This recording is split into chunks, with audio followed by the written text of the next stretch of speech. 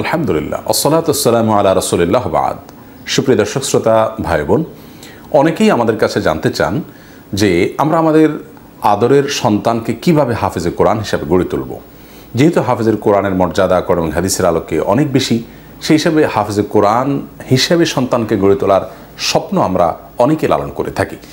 হাফেজে কোরআনের মর্যাদা প্রসঙ্গে শুরুতে একটু বলে রাখি যে তাদের সবচেয়ে বড় মর্যাদার বিষয় হলো যে কয়েকজন মানুষ যখন কোথাও সালাত আদায়ের জন্য একত্রিত হবেন, তাদের মধ্যে সবচেয়ে বেশি কোরআন যিনি ধারণ করেন, যার মধ্যে কোরআন সবচেয়ে বেশি আছে, যিনি কোরআনের সবচেয়ে বেশি হিফজ তার মধ্যে আছে, কোরআন ভালো করে তেলাওয়াত করতে পারেন, তার ইমামতির জন্য তাকে অগ্রাধিকার বলা হচ্ছে অনেক হাদিসে। এবং সেই আলোকে অনেক ফুকাহা কেরামের মতে হাফেজে কোরআন বা যার ভিতরে কোরআনের হিফজ বা কিরাত সবচেয়ে বেশি আছে, কোরআনের ইলম যার ভিতরে বেশি আছে, তিনি ইমামতের জন্য সবচেয়ে বেশি অগ্রগণ্য হবেন।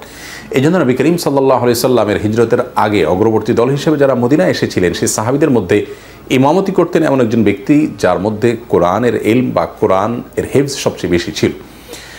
দ্বিতীয়ত তাদের মর্যাদার দিক হলো যে যদি কোথাও কোনো পরিস্থিতিতে গণকবর দেওয়ার মতো পরিবেশ পরিস্থিতি তৈরি হয়, তাহলে সেক্ষেত্রে কেবলার দিকে সর্বপ্রথম প্রায়োরিটি দিয়ে কবর দেওয়া হবে তাকে যার মধ্যে কোরআন সবচেয়ে বেশি ছিল।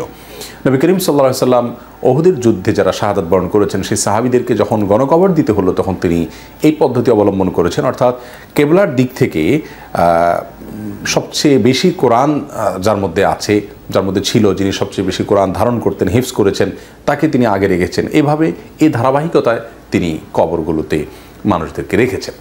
তার মানে এটি হাফেজে কোরআনের একটি মর্যাদা এবং বিশেষ ফজিলতের কারণে। তৃতীয়ত আরেকটি গুরুত্বপূর্ণ বিষয় হলো যে কিয়ামতের ময়দানে আল্লাহ রাব্বুল আলামিন হাফেজে কোরআনকে বলবেন যে ইকরা ওয়ারতাকি ওয়ারাত্তিল কামা কুনতা তুরাত্তিল ফিদ দুনিয়া, তুমি দুনিয়াতে যেভাবে কোরআনকে তেলাওয়াত করতে তিলের সাথে বিশুদ্ধের সাথে সেরকম তেলাওয়াত করো, এবং প্রতিটি আয়াত তেলাওয়াত শেষে, অর্থাৎ তোমার হিফজ থেকে মুখস্থ থেকে একটি আয়াত তেলাওয়াত করে শেষ করবে, একটি মর্যাদা তোমার উন্নীত হবে জান্নাতি হিসাবে।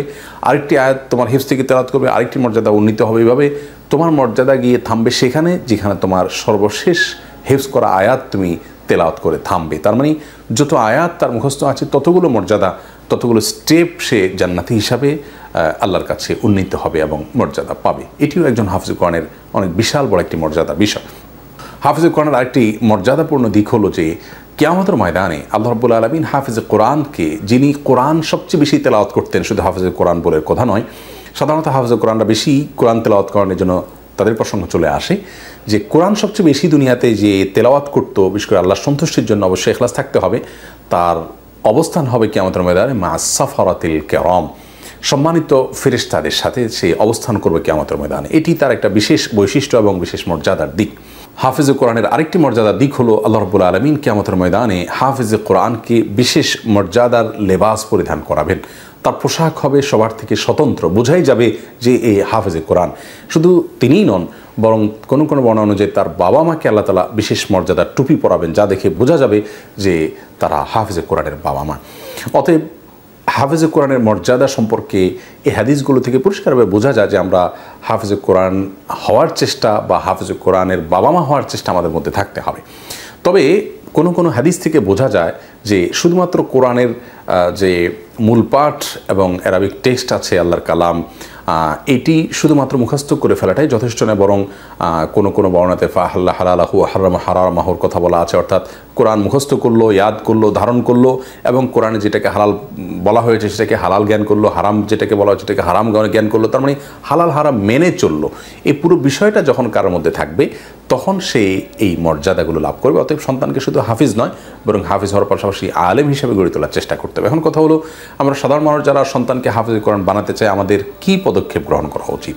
সর্বপ্রথম যে পদক্ষেপ আপনি গ্রহণ করবেন তা হলো আপনার সন্তানকে আপনার আশেপাশে কোনো ভালো দক্ষ হাফেজে কোরআন বা কোনো একজন মসজিদের মুয়াজ্জিন বা ইমাম যিনি খুব ভালো হাফেজ এবং তার হিফজের মান যথেষ্ট ভালো, প্রয়োজনে কয়েকজনকে দিয়ে আপনি ভেরিফাই করে নিতে পারেন, তার মাধ্যমে সন্তানকে আপনি নুরানি কায়দাটা পড়াবেন। এবং নুরানি কায়দা পড়ার দুটি পদ্ধতি আছে। একটি হলো যে সাধারণ মানুষ কোরআন রিডিং পড়ার জন্য কোনো মতে নুরানি কায়দা পড়েন সেটি, আর একটা হলো যে হাফেজে কোরআনরা প্রি হিফজের অংশ হিসেবে পড়েন শতভাগ বিশুদ্ধতার সাথে, সেইভাবে আপনি এটি পড়ায় ফেলবেন। তাহলে সেক্ষেত্রে মাদ্রাসায় প্রি হিফজের জন্য একটা বছর ব্যয় করার যে কাজ সেটা হয়তো 2 মাস 3 মাসে আপনার হয়ে যেতে পারে। এটা আপনি বাসায় করতে পারেন, তবে সেক্ষেত্রে মনিটরিং রাখবেন যে বাচ্চাকে কীভাবে পড়াচ্ছে না পড়াচ্ছে, সেখানে কয়েকটা বাচ্চা থাকলে ভালো হয়, আপনাদের তত্ত্বাবধান এবং নজরদারি যেন অবশ্যই থাকে। সেই সাথে হিফজখানাগুলোতে বাংলাদেশে সচরাচর ঢালাওভাবে হিফজ করানো হয়, 3 বছর 4 বছর শুধুমাত্র এই সাবজেক্টে পড়ানো হয়। এক্ষেত্রে ভালো দিক হলো যে খুব ভালো হাফেজ তৈরি হয়, আবার মন্দ দিক হলো যে এর ফলশ্রুতিতে এক ধরনের বোরিং ফিল করে বাচ্চা, এবং এই বোরিং ফিল করার কারণে মাঝপথ থেকে অনেক বাচ্চা ছিটকে পড়ে যায়। এজন্য বুঝে শুনে খুব ডিসিশন নিতে হবে। যেই প্রতিষ্ঠানে আবাসন ব্যবস্থা খুবই ভালো, সেখানে সিসি ক্যামেরার ব্যবস্থা আছে, বাচ্চাদের কোনো প্রকার অসুবিধা হবে না সে বিষয়টি নিশ্চিত করতে হবে। বিশেষ করে শারীরিক যে আপনার শাস্তি যেটাকে বলা হয় মারধর, সেটা যেন খুব বেশি না থাকে এবং সেটা যেন বাচ্চার আতঙ্কের কারণ না হয়, ভয়ের কারণ না হয়, এ বিষয়টি খুব সচেতনভাবে লক্ষ্য রাখতে হবে। তা না হলে বাচ্চাকে হাফেজ বানাতে গিয়ে বরং সে মাঝপথ থেকে ছিটকে পড়ে বিপথে চলে যেতে পারে, সেটি এজন্য বিশেষভাবে লক্ষ্য রাখতে হবে।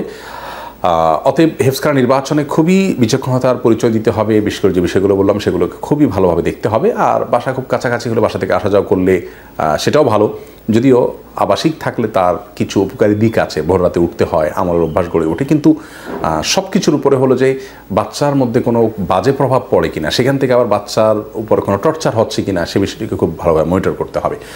আর হিফজের আরেকটা পদ্ধতি আছে, তা হলো অন্যান্য পড়াশোনার সাথে সাথে হিফজ চালু করা। এতে খুব তুখুর হাফেজ তৈরি হয় না, কিন্তু হাফেজ হয়। তো এই প্রক্রিয়ায়ও অনেকগুলো মাদ্রাসা আছে আলহামদুলিল্লাহ। আপনার আশেপাশে কোন মাদ্রাসা সবচেয়ে ভালো, কয়েকজন দক্ষ বিচক্ষণ আলেমের কাছে পরামর্শ করে আপনি সিদ্ধান্ত নেবেন, এবং সিদ্ধান্ত নিয়ে ছেড়ে দিবেন না, আপনি মনিটর করতে থাকবেন, তত্ত্বাবধানে রাখবেন কোথায় যাচ্ছে, কত দূর আগাচ্ছে না আগাচ্ছে। ইনশাআল্লাহ আশা করা যায় ভালো একটা জায়গায় চলে যাবে। আমরা আসন্না ফাউন্ডেশন থেকে একটা প্রতিষ্ঠান করতে যাচ্ছি যেখানে 10 বছর ধরে হিফজটা আমরা করাবো, অর্থাৎ অন্যান্য পড়াশোনার ফাঁকে ফাঁকে আমরা হিফজটা একটু একটু করে দেবো ইনশাআল্লাহ বিদিনিল্লাহ, যাতে করে হিফজটা খুব বেশি বোঝা না হয় বাচ্চার উপরে। আরও অনেকগুলো আলহামদুলিল্লাহ মেথড আমাদের দেশে প্রচলিত আছে। তো এটা হলো হাফেজ হিসেবে সন্তানকে গড়ে তোলার জন্য। এর পাশাপাশি তাকে অবশ্যই হাফেজ হওয়ার পর আলেম হিসাবে গড়ে তোলার চেষ্টা আমাদের থাকতে হবে। এর জন্য বিচক্ষণ ওলামাদের সাথে যেমন পরামর্শ করবেন, নিবিড় তত্ত্বাবধান তাদের রাখবেন, সেই সাথে আল্লাহর কাছে দোয়া আপনি অনেক বেশি অব্যাহত রাখবেন। আল্লাহ তাআলা আমাদের সন্তানদেরকে আমাদের স্বপ্নের চাইতে আরও বড় মানুষ যেন তারা হতে পারে সেই তৌফিক দান করুন।